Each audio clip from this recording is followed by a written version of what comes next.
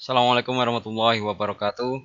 Baik, kita lanjutkan materinya menuju ke chapter 7 atau bab ke-7 mengenai pemodelan kebutuhan, aliran, perilaku, pola-pola, dan aplikasi-aplikasi web. Pada materi ini kita akan mempelajari apa yang dimaksud dengan pemodelan kebutuhan, kemudian siapa yang melakukannya dan mengapa hal ini penting. Seperti biasa, apa saja langkah-langkahnya dan apa hasil kerjanya. Kita mulai dari yang pertama. Untuk ini kita menuju ke strategi pemodelan kebutuhan.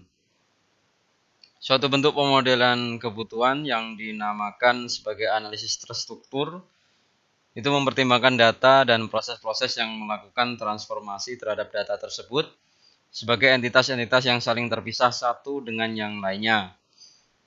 Objek-objek data dimodelkan dengan cara sedemikian rupa sehingga terlihat atribut-atribut serta relasi-relasinya. Proses-proses yang memanipulasi objek-objek data dapat dimodelkan sedemikian rupa sehingga kita bisa melihat bagaimana proses-proses itu melakukan transformasi terhadap objek-objek data yang mengalir di dalam sistem. Untuk yang pertama, kita mulai dari pendekatan yang dinamakan analisis terstruktur yang memandang sebuah sebuah proses ya. Proses itu ada aliran datanya nanti. Kemudian pendekatan yang kedua pada pemodelan analisis yang dinamakan sebagai analisis berorientasi objek. Itu yang berfokus pada teknik-teknik pendefinisian kelas-kelas dan cara bagaimana mereka saling berkolaborasi satu dengan yang lainnya untuk memenuhi kebutuhan-kebutuhan para pengguna sistem atau perangkat lunak yang akan dikembangkan. Itu yang kedua ini pendekatannya analisis berorientasi objek yang fokus pada definisi-definisi kelas dan nanti berfokus juga tentang cara mereka saling berkolaborasi satu dengan yang lainnya untuk memenuhi kebutuhan-kebutuhan para pengguna sistem. Pemodelan berorientasi aliran ini menyatakan bagaimana objek data itu ditransformasikan untuk pergerakannya melalui sistem. Jadi ini meskipun pemodelan berorientasi data saat ini dianggap merupakan teknik yang kadaluarsa oleh kebanyakan rekayasawan perangkat lunak, pemodelan data pada dasarnya masih merupakan salah satu notasi analisis kebutuhan yang paling banyak digunakan saat ini. Jadi ini paling banyak, DFD masih paling banyak digunakan ya. Meskipun sekarang sudah ada UML gitu ya, orientasi objek.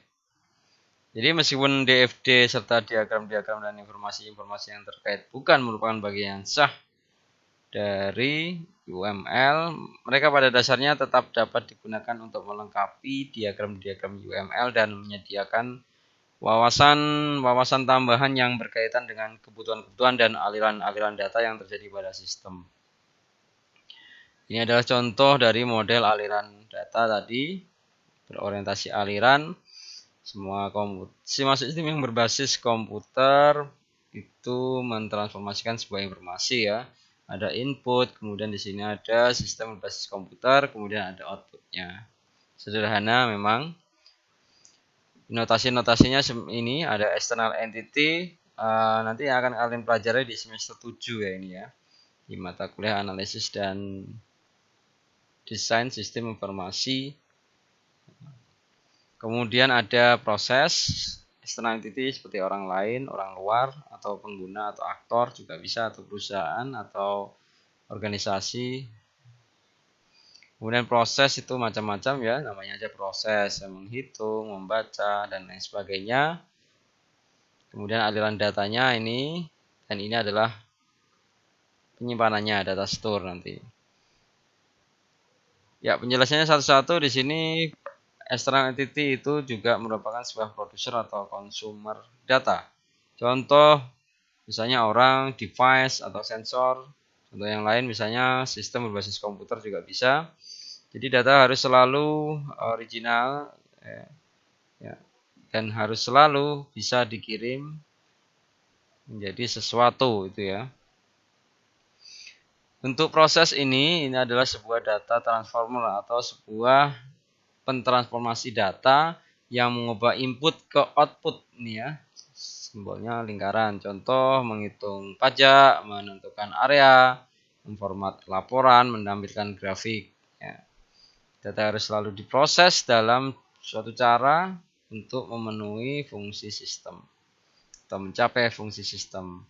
Aliran data flow ini melalui sistem berawal dari input dan ditransformasikan menjadi output ya. Ini misalnya input, kemudian ada proses ya untuk mengcompute ini area segitiga ini, kemudian outputnya areanya ya. Data store, data selalu disimpan untuk penggunaan lebih lanjut ini ya. Jadi setelah diproses bisa disimpan dalam data store ini ya. Dari data store juga bisa di load lagi ke dalam suatu proses ya. Jadi panahnya sesuai dengan kebutuhannya mau kemana. Guideline-nya atau panduannya di sini itu jadi semua icon harus dilabel, harus diberi nama dengan nama yang berarti atau mempunyai arti. Kemudian DFD itu sebenarnya nanti ada terdiri dari sejumlah level atau detail dan selalu dimulai dengan konteks level diagram atau yang disebut level 0. Selalu menampilkan external entity pada level 0. Kemudian selalu ada label data untuk aliran datanya ya. Jadi selalu ada ini ya. Panah tadi ya aliran ini. Dan tidak menyatakan sebuah logika prosedural ya. Karena ini logik. Untuk membuat DFD yang pertama kali di sini sebenarnya ini sih dikenalkan secara singkat meskipun nanti materi ini ada di semester 7 ya. Jadi untuk mengkonstruk DFD yang pertama mereview dulu atau melihat dulu skenario pengguna atau model data yang digunakan untuk membatasi objek data dan menggunakan semacam kata-kata atau grammar ya untuk menentukan operasi yang nanti atau proses yang nanti ada di dalam DFD ini. Kemudian menentukan entitas eksternal itu yang produser atau consumer data, jadi yang menghasilkan data atau yang mengkonsumsi data itu external entity. Kemudian membuat DFD level 0 atau konteks diagram seperti ini. Contohnya ya. Contoh misalnya ada proses digital video processor ini ya. External entity-nya user dan video source. User itu sendiri memproses atau merequest, kemudian video source-nya sendiri memberikan inputan NTSC video sinyal. Outputnya video sinyal yang diminta itu akan ditampilkan atau dilarikan ke dalam external entity monitor. Contoh yang sederhana tadi ya. Kemudian untuk selanjutnya membuat DFD yang selanjutnya tulis sebuah narasi yang menjelaskan transformasinya. Kemudian mulai tentukan transformasi level berikutnya.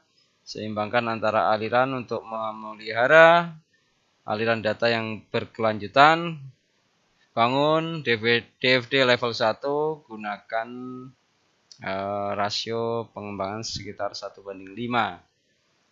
Seperti ini dari yang video tadi, prosesor tadi, kemudian bisa menjadi proses yang sedemikian besar tadi, biasanya sistem ya, sistem besarnya.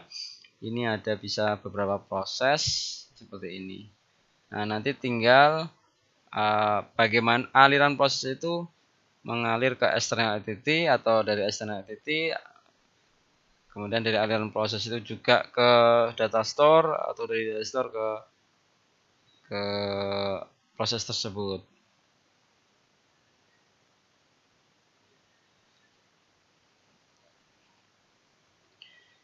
Catatan untuk pemodelan aliran ini, jadi masing-masing bubble atau masing-masing proses itu sebenarnya harus di-refine lagi sampai dengan sampai dengan proses yang sangat paling primitif ya. Jadi sampai sekecil prosesnya ya. Jadi kalau proses misalnya mengelola data mahasiswa, sebenarnya itu belum proses yang primitif ya. Di dalamnya kan masih ada beberapa proses-proses yang lainnya. Misalnya menambah data mahasiswa, mengubah atau menghapus atau mungkin mengupdate ya, dan atau mungkin yang lainnya juga ya. Jadi nanti sampai mentok proses itu harus dibuat sampai paling primitif gitu ya. Hanya satu hal ya, tentang satu hal, menambah data gitu ya. Kemudian itu untuk rasio ekspansinya harus menurun sebagaimana jumlah dari kenaikan levelnya ya. Semakin sedikit nanti ya berarti ya. Kebanyakan sistem membutuhkan antara 3 sampai 7 level untuk model aliran yang baik ya. Kemudian jadi sampai ke level yang terendah itu sampai level yang tertinggi itu butuh 3 atau 7 lah. Jadi nanti ada DFD level 0, level 1, level 2, level 3 ya. Single data flow item, jadi ada item aliran data yang tunggal itu harus diperluas. Sama halnya dengan kenaikan level ya, informasi yang kamus data yang menyediakan informasi ini. Ini adalah proses specification atau PSPEC ini. Specification dari sini di sini ada naratif, sudut, equation, tabel, diagram atau chartnya ini ya, spesifikasi keadaan atau spesifikasi proses kalau yang ini ya namanya ya. Spesifikasi proses.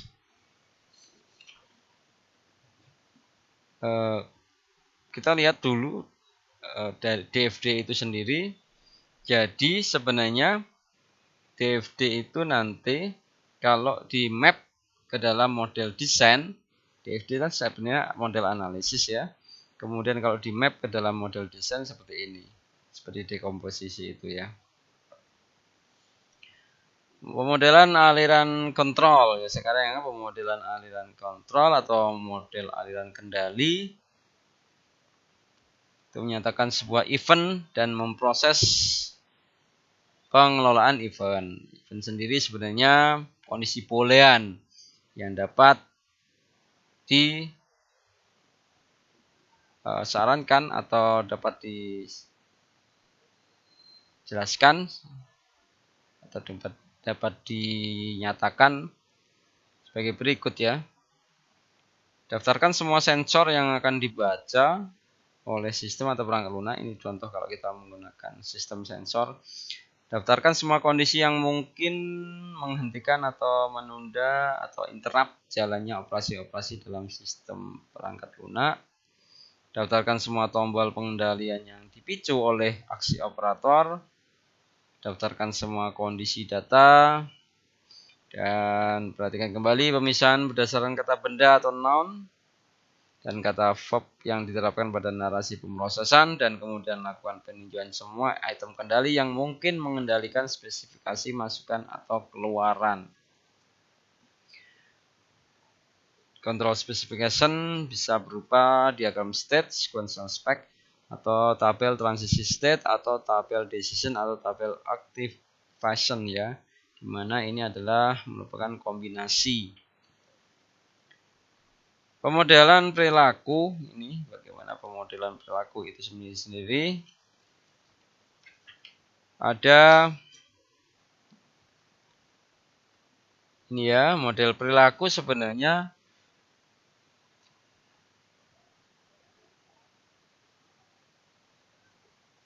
pada dasarnya menggambarkan bagaimana perangkat lunak akan berperilaku dalam menanggapi event-event yang datang dari arah luar, atau bagaimana perangkat lunak akan berperilaku terhadap rangsangan-rangsangan yang muncul dari arah luar. Untuk membuat model ini, kita bisa melakukan langkah-langkah berikut ini. Yang pertama, melakukan evaluasi terhadap semua use case untuk secara penuh memahami urutan-urutan interaksi yang terjadi di dalam sistem atau perangkat lunak. Yang kedua, mengidentifikasi event-event yang mengendalikan urutan interaksi-interaksi dan memahami bagaimana event-event itu berhubungan dengan objek-objek yang bersifat spesifik atau bersifat tertentu. Membuat diagram-diagram yang memperlihatkan urutan-urutan untuk masing-masing use case. Mengembangkan diagram state untuk sistem atau perangkat lunak yang akan dikembangkan. Meninjau model perilaku untuk memverifikasi akurasinya dan konsistensinya. Itu yang harus dilakukan, langkah-langkah untuk membuat model perilaku ini ya. Representasi keadaan state itu dalam konteks pemodelan perilaku. Pada dasarnya ada dua karakteristik keadaan atau state yang berbeda yang harus dipertimbangkan. Yang pertama, keadaan dari masing-masing kelas saat kelas-kelas itu melaksanakan fungsinya masing-masing. Yang kedua, keadaan sistem saat sistem itu diobservasi dari luar saat sistem itu melaksanakan fungsinya. Keadaan state suatu kelas mengambil baik karakteristik yang bersifat pasif maupun yang bersifat aktif.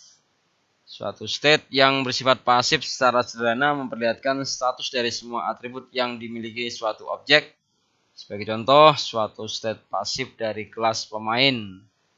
Dalam aplikasi permainan video yang pernah dibahas dalam bab 6, itu mencangkup di dalamnya posisi saat ini dan atribut-atribut orientasi pemain. Selain juga fitur-fitur pemain yang lainnya yang relevan untuk permainan itu. Misalnya atribut yang memperlihatkan harapan akan keajaiban yang masih tersisa. Keadaan atau state yang bersifat aktif untuk suatu objek memperlihatkan status objek saat ini, saat ia siap untuk melanjutkan transformasi atau pemrosesan. Dalam hal ini kelas pemain mungkin memiliki keadaan-keadaan state berikut ini: bergerak, istirahat, terluka, diobati, terperangkap, hilang, dan selanjutnya. Suatu event seringkali dinamakan sebagai pemicu atau trigger yang harus terjadi untuk memaksa suatu objek untuk membuat transisi dari suatu keadaan state aktif ke keadaan state yang lainnya. Ini adalah contoh dari diagram state untuk kelas panel kendali.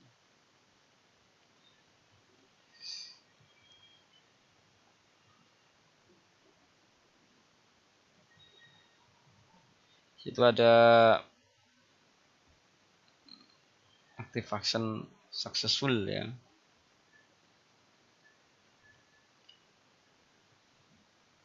Kemudian diagram kemudian ada state dari sebuah sistem. State sendiri adalah sebuah kumpulannya terutamanya sekumpulan keadaan yang karakter atau yang menunjukkan karakter dari perilaku sebuah sistem pada saat waktu tertentu. Kemudian dari transisi state itu sendiri pergerakan dari satu state ke state yang lain, event sebuah keadaan yang menyebabkan sistem itu menampilkan beberapa bentuk predictable, bentuk yang terprediksi dari perilaku. Action sendiri proses yang terjadi sebagai konsekuensi dari pembuatan terjadinya transisi. Pemodelan behavioral. Sini ada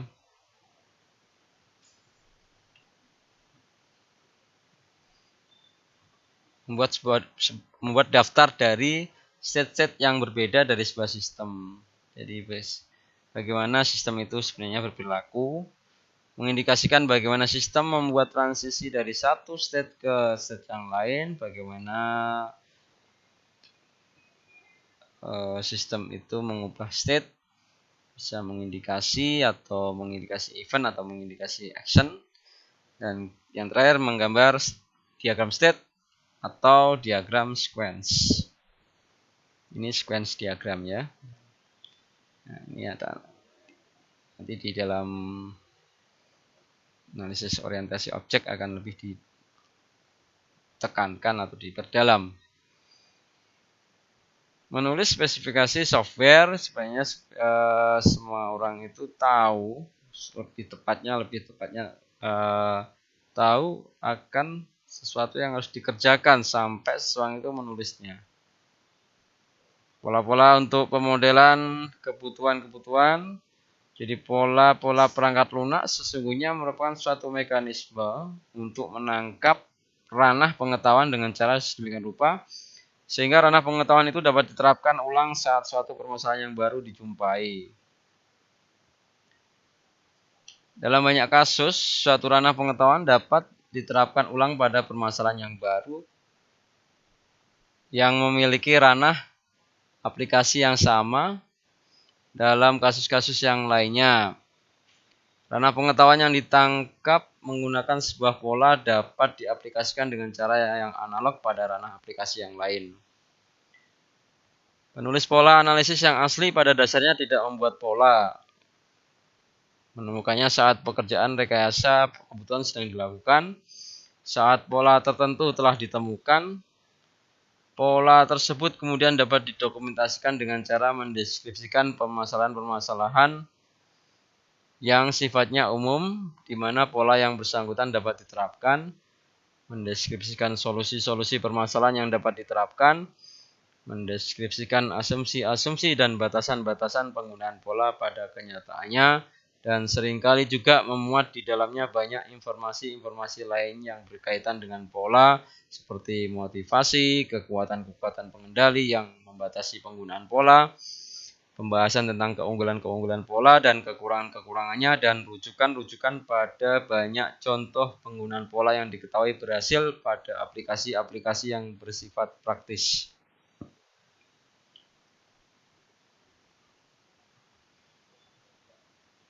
Menemukan atau mendiscover ya, menemukan pola-pola analisis ini ya.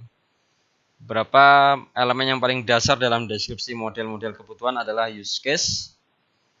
Dalam konteks pembahasan ini, suatu himpunan use case yang koheren mungkin bertindak sebagai basis untuk penemuan satu atau lebih pola analisis. Pola analisis secara semantik analisis pattern atau SAP merupakan pola yang mendeskripsikan sejumlah kecil use case yang bersifat koheren yang secara bersama-sama mendeskripsikan suatu aplikasi generik yang bersifat mendasar. Sebagai contoh, ini kita bisa perhatikan use case awal berikut ini yang dikembangkan untuk perangkat lunak yang diperlukan dan biasa digunakan untuk mengendalikan dan memantau kamera-kamera dan mengendalikan sensor pergerakan untuk suatu mobil. Contoh ya, ini di sini ada contoh memantau pergerakan mundur ini ya, reverse ini ya. Jadi saat suatu mobil berada pada gigi mundur, perangkat lunak pengendali akan menerima gambaran video dari kamera video yang ditempatkan di bagian belakang sedemikian rupa, sehingga pengguna bisa mengawasinya pada tampilan yang terlihat di panel kendali mobil. Ya, ada kamera kalau kita mau mundur dengan memundurkan mobil ya.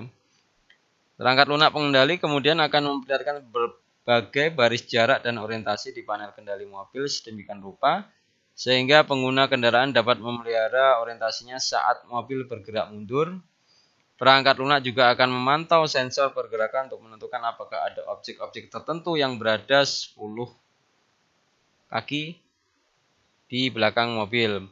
Perangkat lunak pemantau itu juga akan secara otomatis melakukan pengereman terhadap mobil jika sensor pergerakan mendeteksi bahwa ada suatu objek yang berada pada jarak sekian kaki atau 3 kaki kira-kira di belakang mobil. Jadi ditentukan ada X ya sebenarnya ya, X kaki ya. Jadi pada dasarnya nilai X itu ditentukan berdasarkan kecepatan mundur sebuah mobil. Use case tersebut mengimplikasikan sejumlah fungsionalitas yang kemudian akan diperhalus dan dielaborasi ke dalam sejumlah use case yang koheren selama penangkapan atau pengumpulan kebutuhan dan selama proses pemodelan dilakukan. Bagaimanapun juga dalamnya elaborasi dilakukan, use case disarankan dituliskan dalam bentuk SAP yang sederhana dan secara luas dapat diaplikasikan dalam bentuk pemantauan berbasis perangkat lunak dan pengendalian sensor-sensor dan penggerak-penggerak dalam sistem fisik. Dalam kasus ini, sensor menyediakan informasi tentang kedekatan dan informasi video. Penggerak adalah sistem yang dimaksud penggerak itu adalah sistem pengereman mobil yang akan dipanggil saat ada suatu objek yang berjarak terlalu dekat dengan mobil. Tapi dalam kasus yang paling umum, suatu pola yang dapat diterapkan secara luas dapat ditemukan.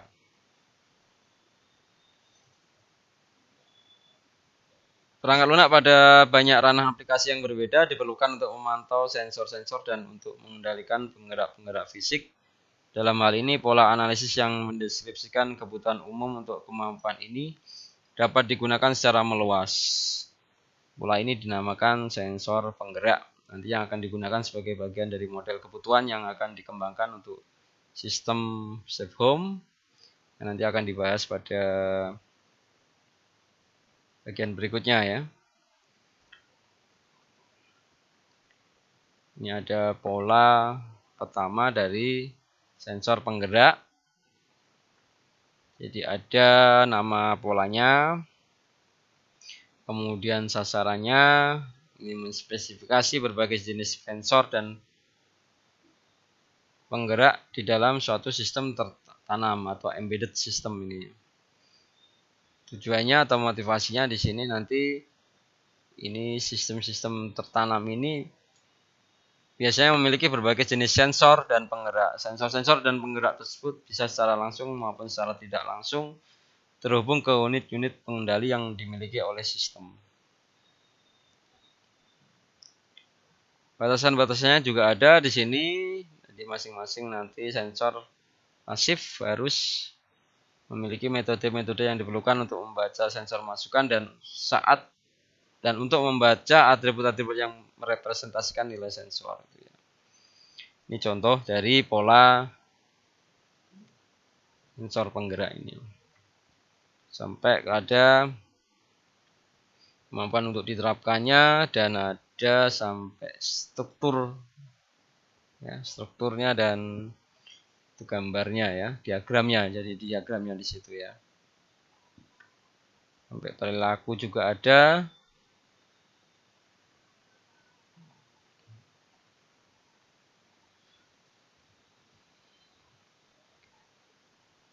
Yang terakhir ini pemodelan kebutuhan untuk aplikasi-aplikasi web ya. Baik dari konten analisis, interaksi, analisis konten, analisis isi, analisis interaksi, analisis fungsional, maupun analisis konfigurasi. Ya. Dari konten sendiri, analisis isi ini nanti sebenarnya konten yang nanti akan disediakan oleh aplikasi itu diidentifikasikan ya, termasuk teks, grafik, dan gambar, video, dan data audio. Pemodelan data dapat digunakan untuk mengidentifikasi dan menjelaskan masing-masing dari objek data. Analisis interaksi, ini adalah cara di mana user berinteraksi dengan aplikasi web yang dijelaskan secara detail. Use case dapat di-develop atau dikembangkan atau dibuat untuk menyediakan deskripsi secara detail dari interaksi ini. Analisis fungsional ini adalah penggunaan skenario atau use case yang dibuat sebagai bagian dari analisis interaksi yang mendefinisikan operasi yang akan diterapkan pada konten web aplikasi web ini dan nantinya akan mengimplementasikan berbagai proses yang lain, fungsi-fungsi proses yang lain atau akan memproses beberapa fungsi yang lainnya. Semua operasi dan fungsi akan dijelaskan secara detail. Untuk analisis konfigurasi di sini adalah lingkungan dan infrastruktur dalam atau di mana aplikasi web tersebut berada, nanti juga akan dijelaskan secara detail. Kapan kita akan melakukan analisis? Di sini ada beberapa situasi analisis dan desain yang digabungkan. Jadi bagaimanapun sebuah aktivitas analisis secara eksplisit akan terjadi ketika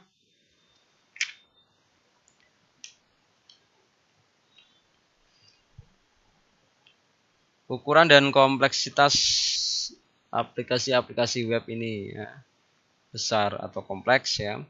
Jumlah stakeholder. Jadi di sini analisis dapat membantu untuk mengidentifikasikan kebutuhan-kebutuhan yang saling bertentangan. Jumlah dari ukuran dari tim pengembang atau jumlah dari tim pengembang ya, yang besar ya. Ini jadi kapan kita akan melakukan analisis itu ketika yang pertama tadi ya, aplikasi yang dibangun itu terlalu besar atau kompleks, jumlah dari stakeholdernya terlalu besar, kemudian jumlah dari tim pengembang ya dan kontributor yang lain itu juga terlalu besar. Tujuan dan goal ya, goal dan tujuan atau hasil akhir ya, dan tujuannya itu yang ditentukan selama formulasi untuk aplikasi web akan mengefek ya, akan memberikan efek pada bisnis dasar ya ini. Jadi bagian umum ini ya. Kemudian kesuksesan dari aplikasi web itu bisa secara menentukan atau ditentukan oleh menentukan kesuksesan dari sebuah bisnis atau keberhasilan dari sebuah bisnis. Model konten dari web aplikasi itu sendiri, nanti ada model-model isi untuk aplikasi web itu. Sebenarnya objek-objek konten itu diekstrak dari use case ya. Kemudian disitu akan memeriksa deskripsi skenario untuk referensi secara langsung maupun tidak langsung ke konten. Untuk atributnya sendiri, jadi untuk model isi ini nanti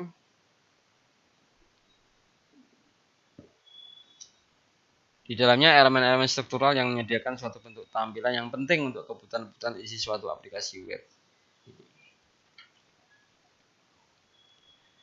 Atribut dari masing-masing konten objek itu akan diidentifikasi, hubungan antara objek konten dan atau hierarki dari konten juga akan di maintain atau dipelihara oleh sebuah aplikasi web. Relationship yang dimaksud yaitu entity relationship diagram atau UML. Hierarki itu bisa berupa data tree atau UML juga ya, jadi pilih salah satu itu ya. Ini contoh dari data tree, pohon data untuk komponen save home-nya itu ya. Model interaksi sendiri untuk aplikasi-aplikasi web itu yang terdiri dari 4 elemen, use case sequence diagram, state diagram, dan user interface prototype. Masing-masing dari notasi UML itu nanti akan bisa Anda lihat di appendix-nya. Ini contoh diagram use sequence ya. Ini contoh diagram state. Kemudian untuk model fungsionalnya sendiri itu adalah ya, jadi dia menjelaskan dua pemrosesan elemen dari aplikasi web ya, untuk user functionality pengamatan user yang nanti akan delivered atau dikirimkan atau disampaikan oleh aplikasi web ke pengguna akhir. Kemudian yang kedua itu adalah operasi yang terdiri dari kelas analisis yang akan mengimplementasikan perilaku yang berhubungan dengan kelas. Sebuah diagram activity dapat digunakan untuk menyatakan aliran pemrosesan. Ya, seperti ini diagram activity. Kemudian terakhir itu adalah model konfigurasi, baik dari sisi server maupun dari sisi klien. Dari sisi server, hardware dan lingkungan sistem operasi dari server itu harus ditentukan terlebih dahulu. Kemudian interoperability itu harus juga diatur ya, diatur pada atau diterapkan pada sisi server, yang harus juga perlu diperhatikan untuk beberapa interface tertentu, protokol komunikasi dan informasi kolaboratif yang berhubungan juga harus ditentukan. Sedangkan dari sisi klien, isu konfigurasi browser juga harus diidentifikasi, kebutuhan testing, kebutuhan penguji juga harus didefinisikan. Pemodelan navigasi. Jadi untuk penakhir pemodelan navigasi ini, haruskah elemen-elemen tertentu akan lebih mudah untuk dicapai atau membutuhkan langkah-langkah penelusuran navigasi. Jadi pada tahap ini sebenarnya kita berfokus pada kebutuhan-kebutuhan navigasi secara keseluruhan. Dan pertanyaan-pertanyaan berikut ini sebenarnya harusnya dipertimbangkan ya. Yang pertama tadi, haruskah elemen-elemen tertentu lebih mudah untuk dicapai? Haruskah elemen-elemen tertentu diberi penekanan tertentu sehingga para pengguna dapat dipaksa untuk masuk ke dalamnya? Bagaimana seharusnya kesalahan-kesalahan penelusuran navigasi ditangani? Haruskah penelusuran atau navigasi ke kelompok elemen-elemen tertentu diberi prioritas navigasi yang lebih tinggi daripada penelusuran atau navigasi ke elemen tertentu yang spesifik sifatnya?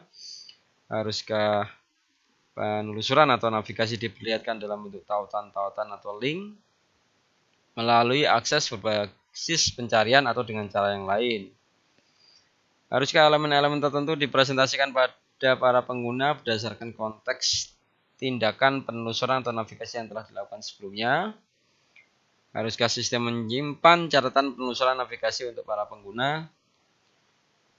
Haruskah peta atau menu penelusuran navigasi penuh sebagai lawan dari tautan kembali? Sebagai lawan dari tautan tersedia pada setiap titik interaksi pengguna? Haruskah perancangan penelusuran navigasi dikendalikan oleh perilaku umum pengguna yang diharapkan atau dibuat berdasarkan kepentingan-kepentingan elemen tertentu dalam aplikasi web yang bersangkutan? Dapatkah pengguna menyimpan atau menelusuri ini ya? Dapatkah pengguna menyimpan penelusuran navigasi sebelumnya dalam aplikasi web demi penggunaan di masa-masa selanjutnya? Untuk kategori pengguna yang mana? Jadi untuk kategori pengguna yang mana penelusuran atau navigasi yang optimal seharusnya dirancang, dan bagaimana seharusnya tautan eksternal ke aplikasi web ditangani secara bersamaan ditampilkan pada jendela browser yang ada, sebagai jendela browser yang baru, atau sebagai frame terpisah dalam suatu browser. Baik, terima kasih. Hanya ini yang bisa saya sampaikan pada kesempatan kali ini. Saya akhiri, wallahul muwaffiq ila aqwamit thoriq. Wassalamualaikum warahmatullahi wabarakatuh.